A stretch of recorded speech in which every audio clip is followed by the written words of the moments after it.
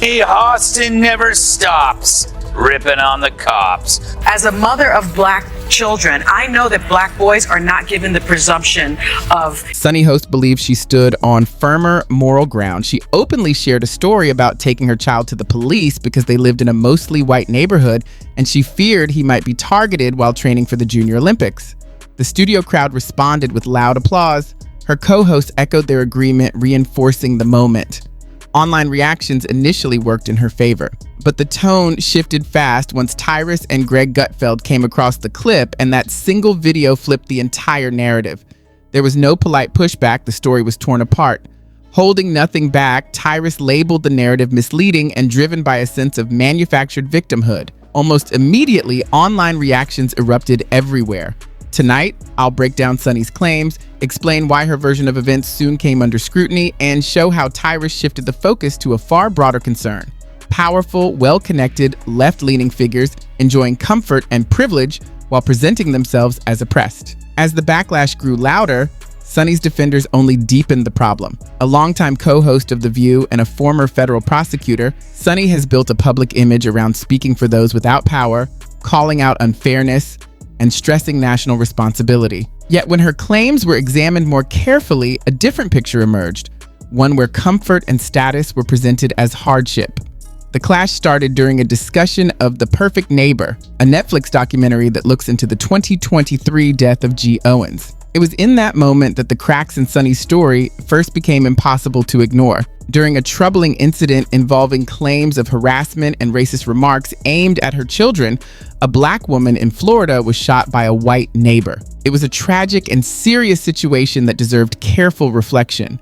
During the show, the presenter quickly tied the story to her own experiences, raising concerns that many black parents truly face while trying to keep their children safe. She argued that black boys, even at a young age, are rarely given the benefit of the doubt. She then described going to the local police station, saying her child was running through an all-white neighborhood while training for the Junior Olympics.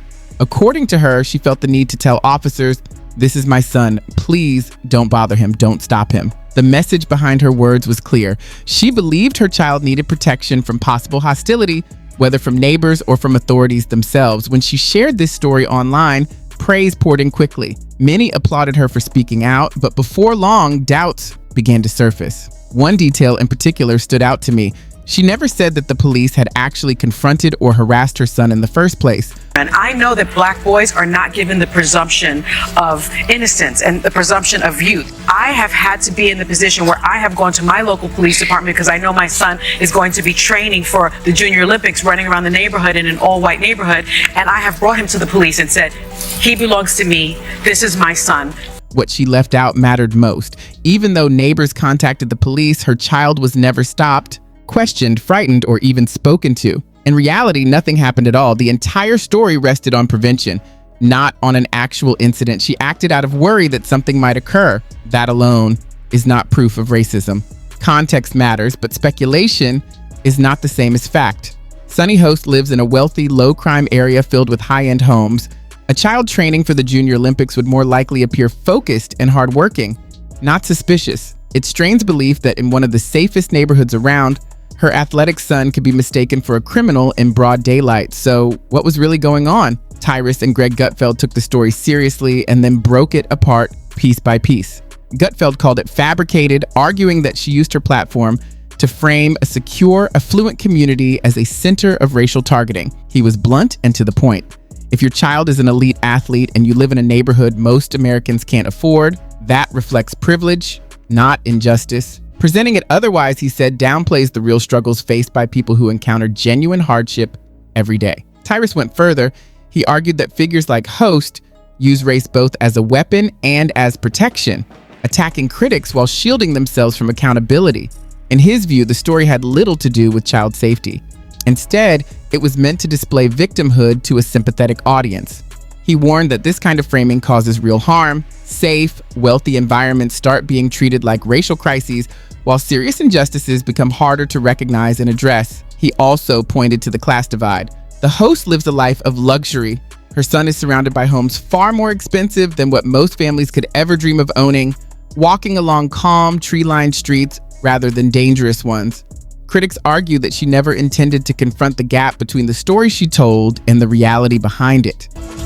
Feeling guilty about being a successful black lady who lives with white people, so she has to play. Hold on. Yeah. Successful slave owning. Let's be honest, it's hard to believe local police would single out her child in a neighborhood they know well. If the area were truly hostile, why continue living there? Why raise a child in a place she believed was dangerous? That question never received an answer, likely because it weakened the story being told. Online reactions quickly split.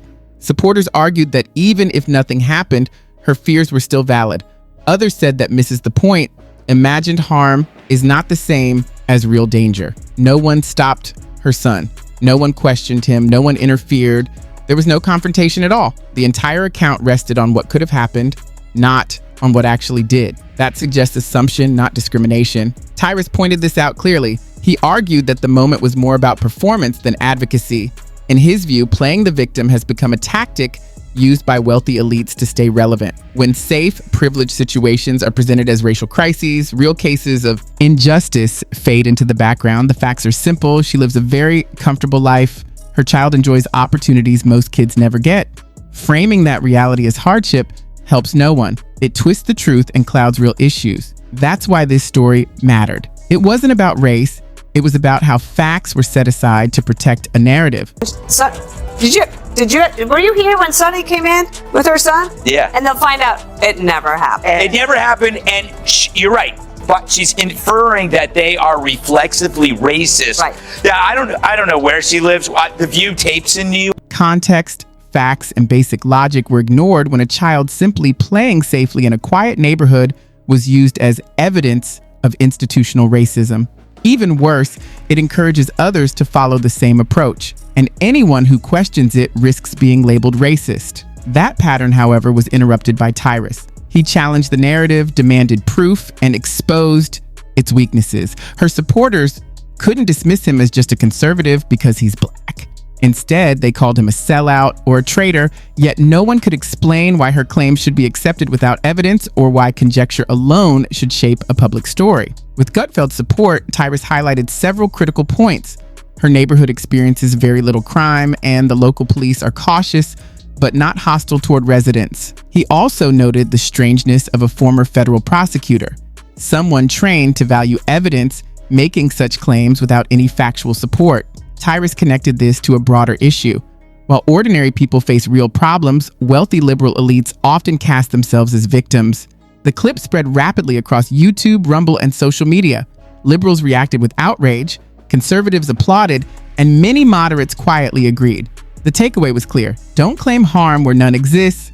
Don't exploit race as a shield, and if something truly happens, report it accurately. The host never offered a clear answer. Her perspective remained unspoken because acknowledging the truth would require admitting that her child had never been in danger and that her publicized concerns were entirely unfounded. Say the stupidest.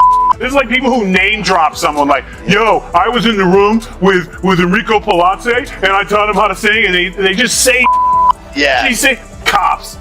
Just a group of cops, just a little herd of policemen just walk around a white neighborhood looking for people like me. Yeah. What is her name? I mean, come on, Kat. Her neighborhood is like, you know where she lives. Okay, but also, okay, look, I'm not a little black boy, all right? But so can't speak for that. But speaking for myself, if I were out and I had a friend drag me up to the cops and be like, just so you know, if you see her out, she's not doing anything illegal. I'd be like, Attacking a black woman became the last refuge for a story that couldn't stand up to scrutiny. As Tyrus showed, hiding behind identity doesn't excuse lies, and playing the victim doesn't earn trust. Race cannot be used to avoid responsibility or undermine the audience's intelligence. This wasn't about racism itself or the real concerns black parents face. It was about assumptions, projection, and performance replacing reality. The narrative had no substance, and Tyrus's intervention shifted the conversation entirely. When such stories dominate, addressing actual prejudice becomes harder. Speculative tales don't raise awareness. They sow doubt, leaving real victims overlooked. The lesson is clear: report truthfully when something occurs, hold people accountable, and avoid spreading harm or anger. Tyrus understood this, Gutfeld saw the logic, and millions of viewers followed, distinguishing performance from reality. The audience saw the story for what it really was, something constructed by those who weren't even in the room. Admitting the host's mistake meant confronting a narrative built on speculation rather than fact. The deeper problem, performative wokeness, seeing bias in every corner, and jumping to conclusions based solely on skin color. On national television, Tyrus pointed this out openly. That honesty is what made the episode resonate, not cruelty, but truth. In today's media, speaking the truth can feel revolutionary. For me, it was simple: accountability over identity politics, evidence over assumption, truth over narrative. The host's story fell apart, and Tyrus made the reality widely accessible online. Viewers now choose sides, beliefs, or the measure of their integrity. If labeling the story as false felt uncomfortable, ask yourself why. Are you defending your group or defending the truth? Now is the moment to value honesty. Challenge the idea that victimhood is currency and stand firm in clarity. This is the time to be truthful,